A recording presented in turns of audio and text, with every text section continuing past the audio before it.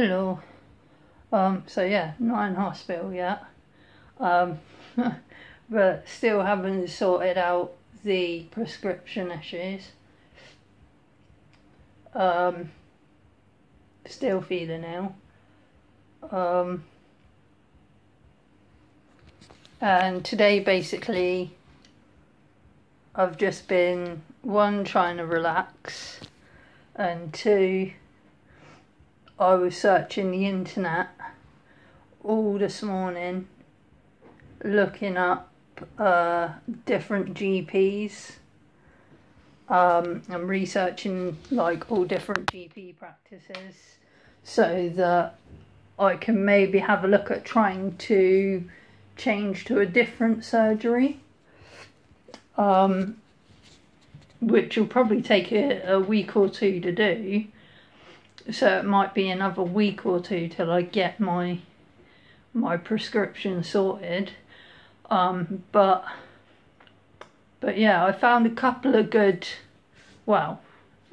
okay looking surgeries in my city.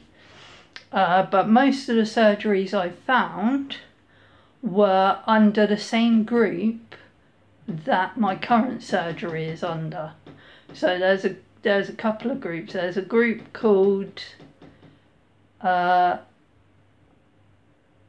were they called? The Healthy Wellbeing something or other group, and Ladies Walk group, and they're groups that run my surgery, the surgery I'm at the moment. So I was looking into the other surgeries that are run under those groups, and I was looking at their ratings and stuff other patients had written on the ratings about the surgeries. And to be honest, I think out of like maybe 6 surgeries, there was probably like only 2 or 3 good reports, you know. The rest were just people complaining, making complaints about the GPs messing up their prescriptions, receptionists being mean and nasty to them, receptionists refusing to make appointments, you know, people waiting months for an emergency appointment, you know, which an emergency appointment they're supposed to give you the same day or at very least the next day. But there are people waiting months for an emergency appointment, and it's disgusting the way these people are being treated, you know. And some of the people are very ill, very vulnerable, have like disabilities, chronic illnesses, you know, all sorts like that, and their meds are being withheld and they're getting sicker because of it. And it's disgusting, and it looks like nothing is being done about it. You know, these people have been making complaints to the CQC. They've been making complaints to the surgery managers.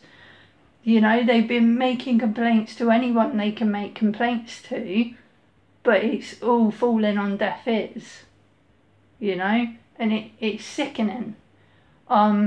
So basically, I've decided I'm going to avoid any surgery that is under those groups. So I went in search of more surgeries that aren't under those groups, obviously.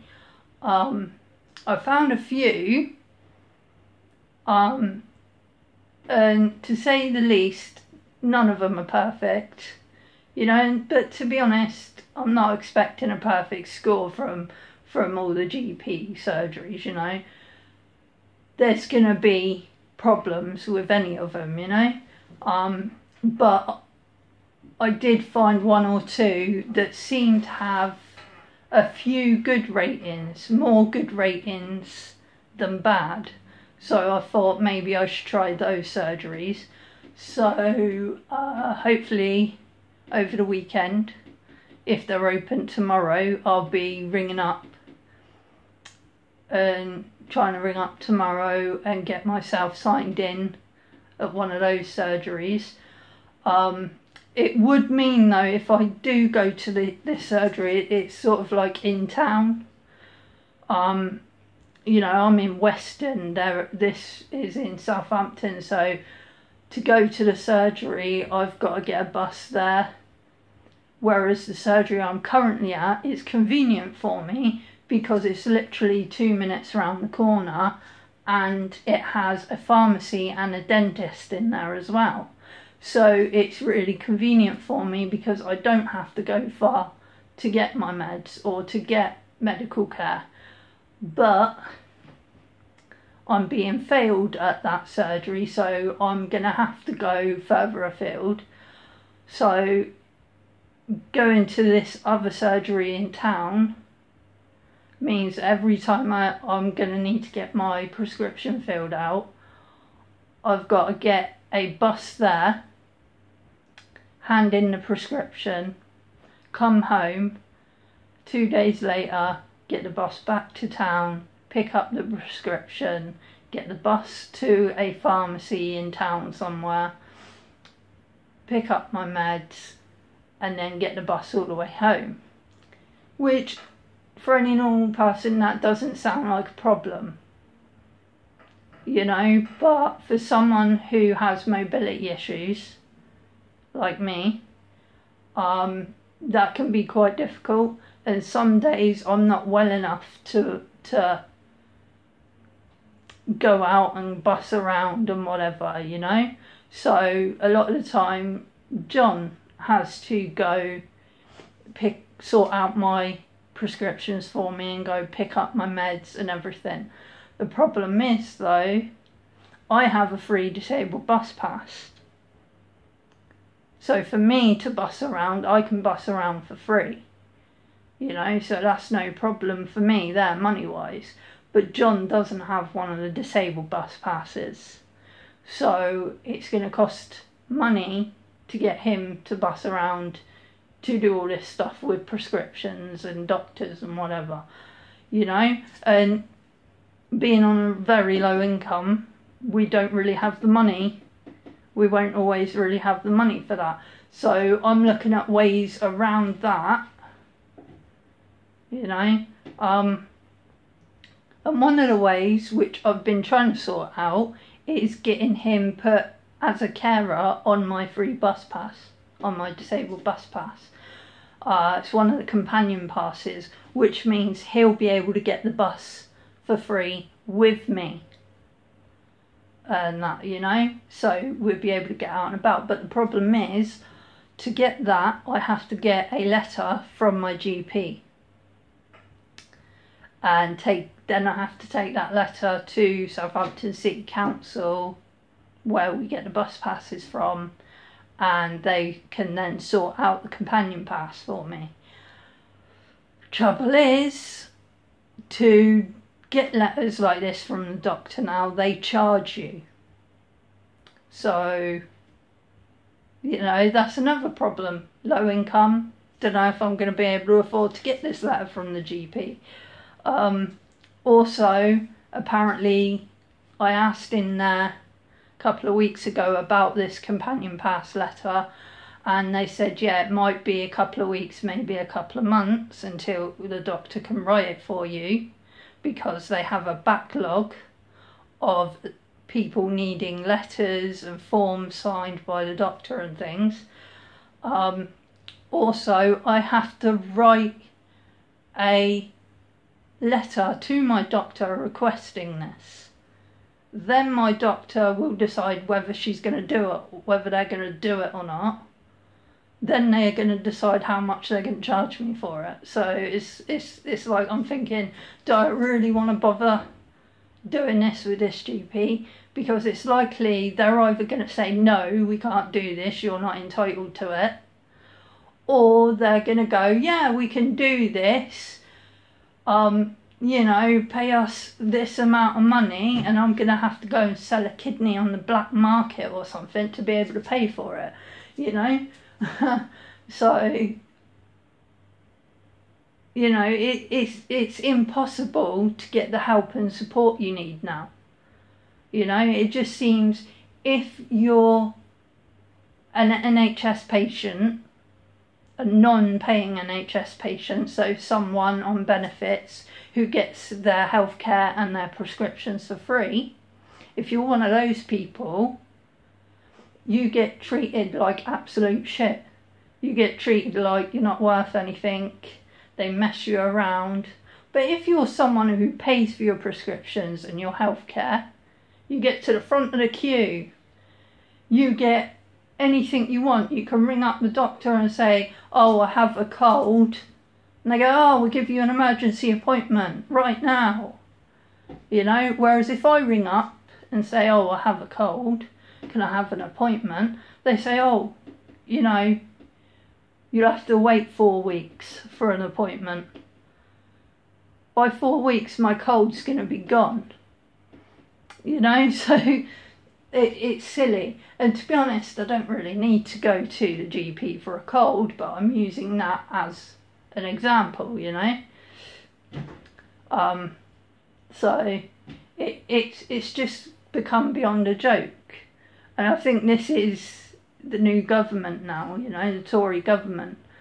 I don't really understand much about politics or anything, but I do understand that they are messing up the system, and I know a lot of disabled people are suffering because of all the cuts to the care systems and all the cuts to the NHS, and you know, and they've brought in a lot of restrictions around the NHS and stuff like that. Like there's restrictions on how many operations, like the hip operation I need. They're not giving it to me because the Tory government have put on some kind of cap or something, you know, on the amount of hip replacements that the NHS are allowed to perform a year. So now they've got a quota and they've got to stick to that quota. And so basically now you can only get a hip replacement on the NHS if your leg is dropping off and you have no hip left and you can't walk and you're dying or something like that, you know. Or you're elderly. No, even the elderly, they're not. There's a lot of elderly people that are being refused it. And actually I've seen a couple of stories where elderly people need the hip replacement, and because they're over a certain age, they're being refused it, because they're kind of like, it's kind of a case of, oh, well, you're 80, you're probably going to die soon, so why should we waste money and time giving you a new hip? You know, that's kind of the way it is. And to be honest, it's disgusting. You know, they don't care about quality of life anymore. You know, they don't care about ending pain and suffering for their patients.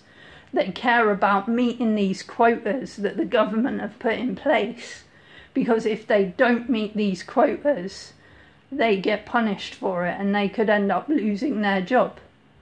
And their you know, and their funding and all this sort of stuff, which, you know, if I was a doctor, I could understand, you know, I can see it from the doctor's point of view sometimes, especially the hospital doctors. They're under a lot of pressure, and usually the hospital doctors are really good. I don't have problems with those. They're very, very good at the hospital. It's just GPs, you know, and the problem is, to see a doctor at the hospital, you need to be referred by your GP, or go in through accident and emergency, you know, and you can only go in for accident emergency if you've had some kind of accident, like a car accident, or you've broke a leg, or you've got some kind of head injury or something like that, you know.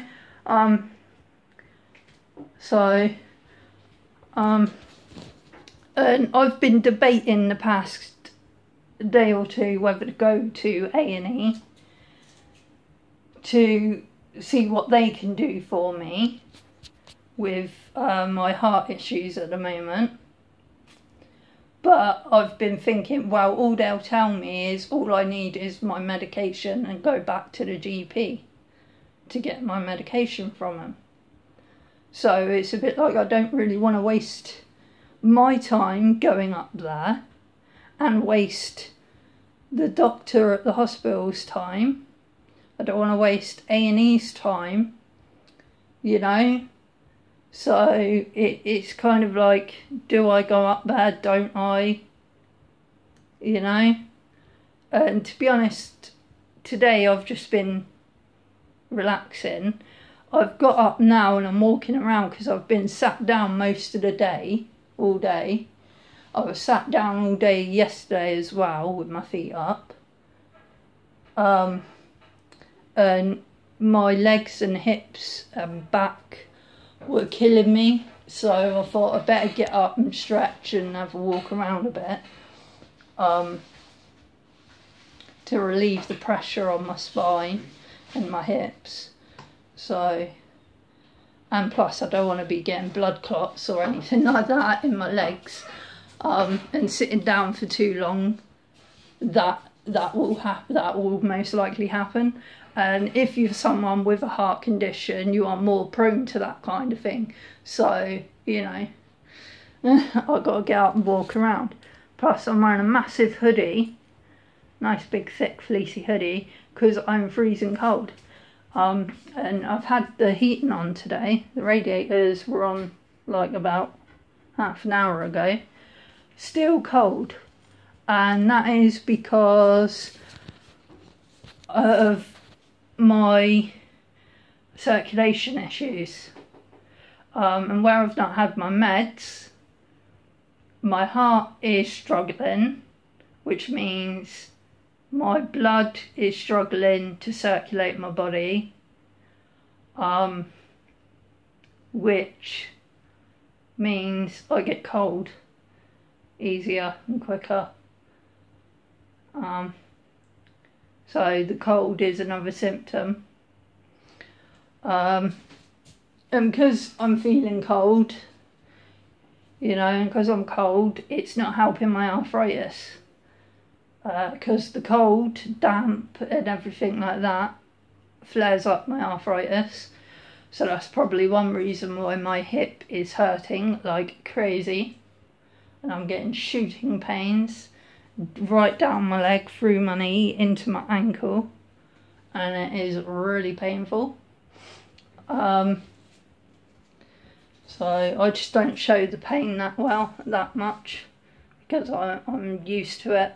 I just get on with things, or try to get on with things, because that's how I cope with it, really. There are some days where it's so bad that I can't get on with things, that I just got to lay down and I can't get out of bed. Luckily, this ain't one of those days. I mean, this is a bad pain day, but it's not like the worst I've ever had. But we will probably get there in the next few days, because I've not had pain meds for like a week or 2 weeks now, nearly. Yeah, so in the next few days the pain's probably going to go from an 7 or 8, kind of where it is now, to probably 11. When it hits 11, that's it, I'm non-functional at all. So I'm hoping to try and sort out all this mess with my prescription and with the GPs and everything before we get to that stage, before I get to this 11, you know. Because once I'm to 11, not doing anything, nothing's getting done, you know. So yeah, hopefully I can get all this sorted, hopefully tomorrow, but I'm doubting I can get much sorted tomorrow because it's Saturday tomorrow, but I'm going to give it a go. If I can't get it done tomorrow, I'll have to wait till Monday and sort it all out then, which probably means then running about town all day, which is going to be crazy, with no pain meds, with no heart meds, so that might be a wheelchair day.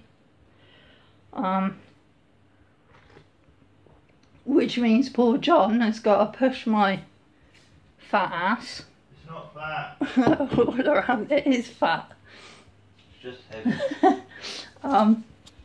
But yeah, John's gonna have to push me all around town, all around Southampton to get all this sorted out.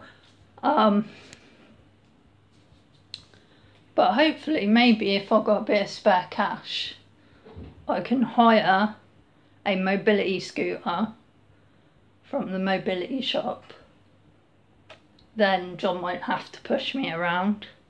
I can just drive around. But I'm a terrible driver, so there could be mishaps there. So if you're about town on Monday and you see me coming, get out the way, I'm a terrible driver. But yeah, but something definitely has to be done about these doctors' surgeries, because it is disgusting the way they are treating people. And basically John set up a page on Facebook. What was it called? Victims of Western Lane Surgery's Negligence. Victims of Western Lane Surgery's Negligence. It's a bit of a mouthful. But yeah, I think he originally set up to get in contact with people from Western Lane Surgery, like other patients. And he searched Facebook on the Western Lane Surgery's page and everything, and on all their ratings, and found all the patients that have made complaints on there, and he messaged them all, and I think a few got back to him and said yeah, they're up for giving their stories. He's also contacted the Daily Echo. He's waiting to hear back from them. So we're hopefully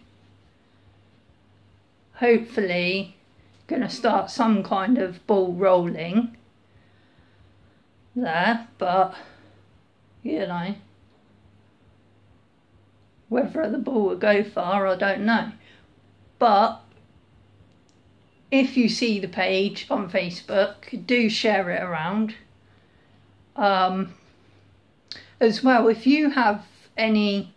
you're in Southampton or even in the UK and there are doctors, your doctors are doing the same sort of thing to you, if they're messing you around, let me know. Go on to Chronically Suki. You can leave your story there, either on Facebook or the YouTube channel under this video, or under any of the GP videos I've done. Or go to the page John set up for Western Lane Surgery on Facebook. What was it again? Victims of Western Lane Surgery Negligence. Yeah. We're going to have to sort out a small acronym or hashtag for that, I think. The group there is because I was going to put it as Victims of Western Lane, but then that sounds like a gang has come along and started kicking the shit out of people. I don't want to start a Me Too movement. Yeah. That's just bullshit. But yeah, but check out that page. And that I hopefully will be doing more videos on the progress of all this. But yeah, I will let you all know what happens with the CQC, the Care Quality Commission. This time I'm going to find a number for them and ring them rather than email them, because every time I've emailed them I've never heard back. So I'm going to ring them and see if I can speak to an actual human being. Nowadays that seems impossible to do with all these different companies and that, because you've either got to email them or ring them up and speak to a robot that asks you to press random numbers on your phone, you know, to get through to a different robot which tells you to press some different numbers. You know, you don't get to speak to a human being anymore, you know. So, but hopefully I can get somewhere with that, but I will keep you all updated. But yeah, thanks for watching this video. See you all later. Bye bye.